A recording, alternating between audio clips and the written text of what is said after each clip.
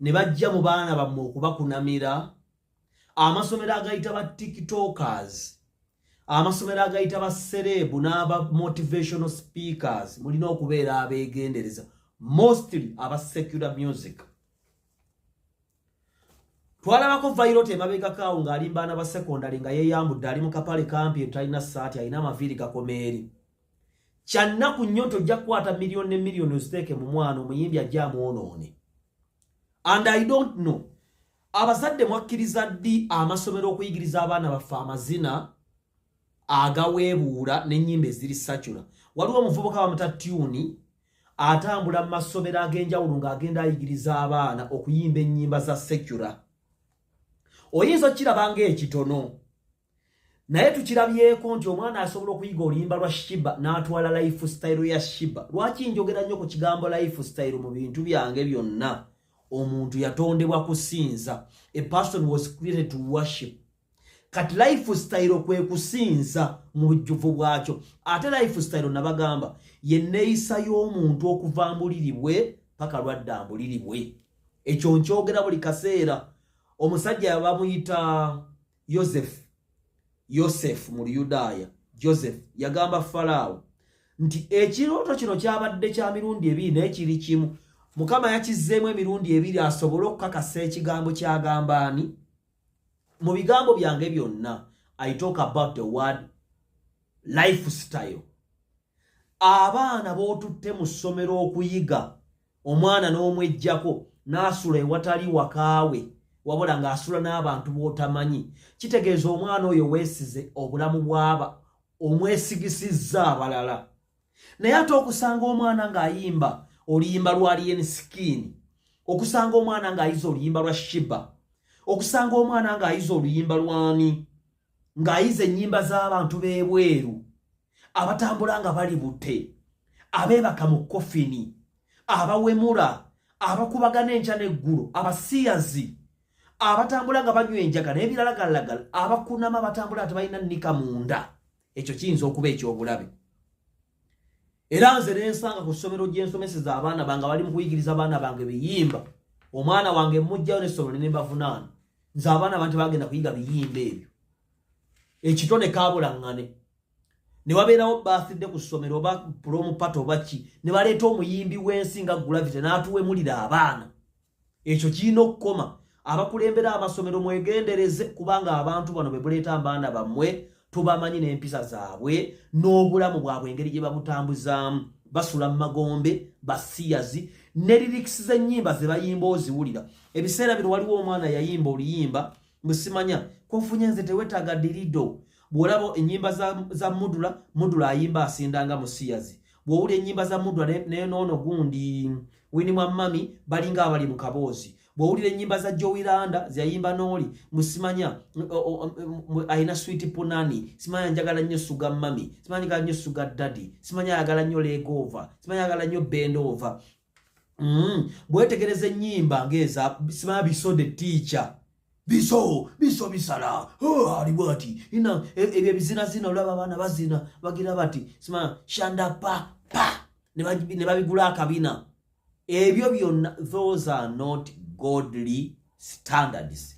They are not standards of righteousness. And remember, we train a child tutendeko omwana mu kkubo ly'atalivaamu ne bw'aba akuze.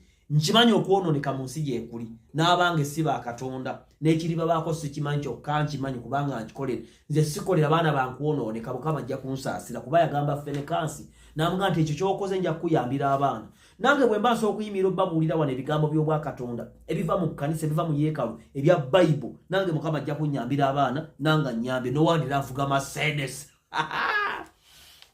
Ekyo tukitadde. Tuse ku kigambo kye bayita accountability of God.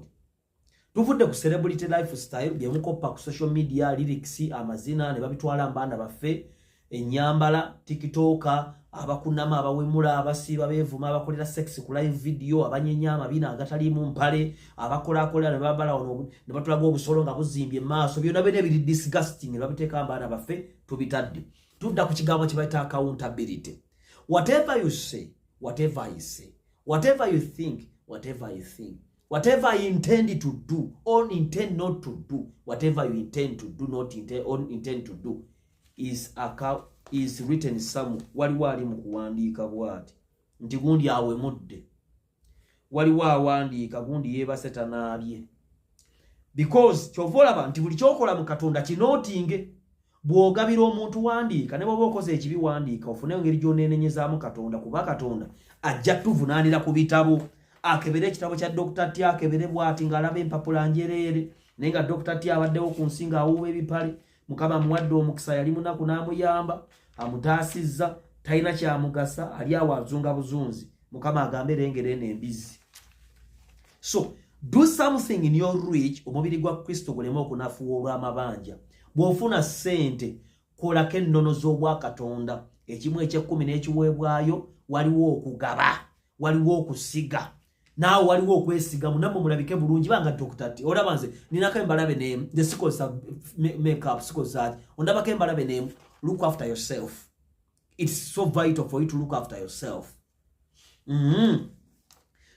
Oyina okukola ekintu ky'obwa Katonda kyonna okusinziira mu busobozi bw'olina, kuba bu Katonda bwe yali atonda yatuwa okumanya n'okutegeera n'obusobozi. Bw'osoma Isaiah 11 awo, nze n'ebyawandiikibwa byange mu Bayibuli bye nakwata, ebyo nga jja biremerako paka ggulu. Waliwo emyoyo 7.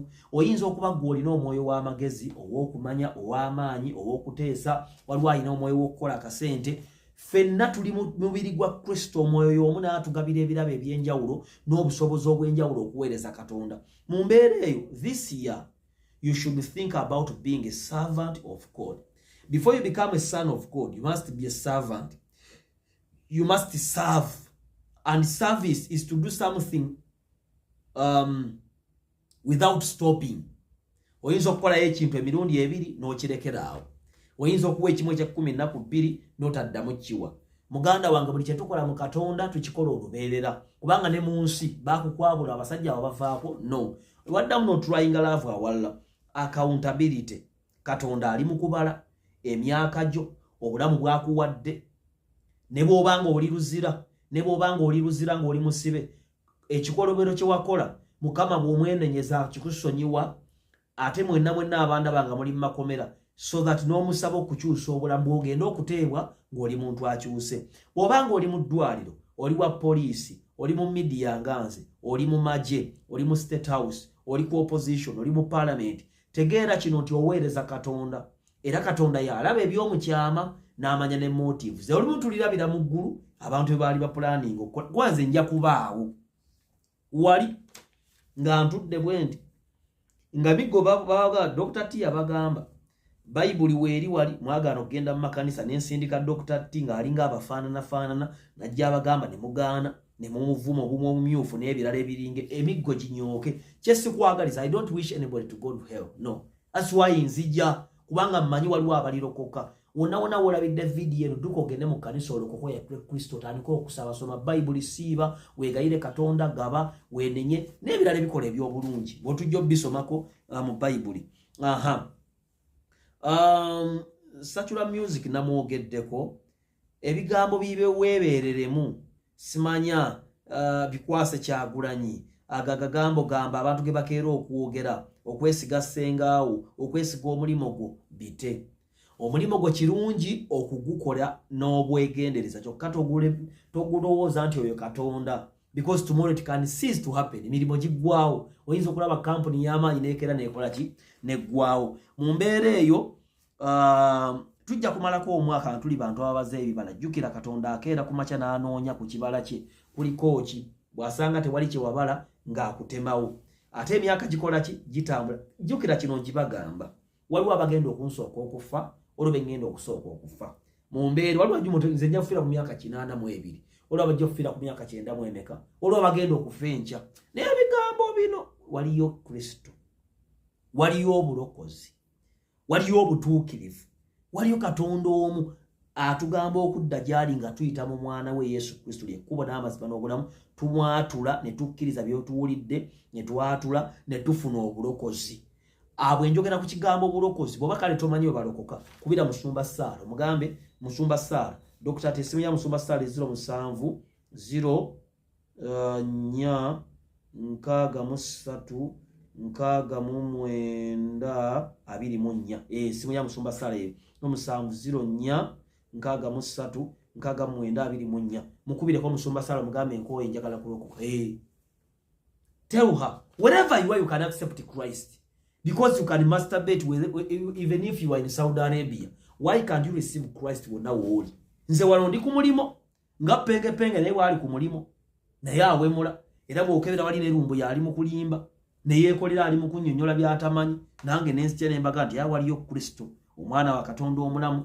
Era buli wonda bamba nkutusibako bannaffe aba Pinkett mbakutusibako bannaffe abalala abamanyiddwa nga Marine Time Kago, waliwo Tavani Wodus Kabusu, waliwo Womukat School of Journalism and Mass Communication, waliwo Operations Wealth Creation or Jerusalem Sale, waliwo Digital Content Creators ba DCCU, waliwo waliwo bannaffe abalala abasigaddeyo mutukuvu social media zange banyagange eryo lyerinnya lyange erya ddala nze mutukuvu Innocent Tobi oba Dr. Tiamale osobola kumpera ku 07 04 24 oba ogenda subscribe ku YouTube channel yange ne TikTok account yange opeka like ebyenkwagaza status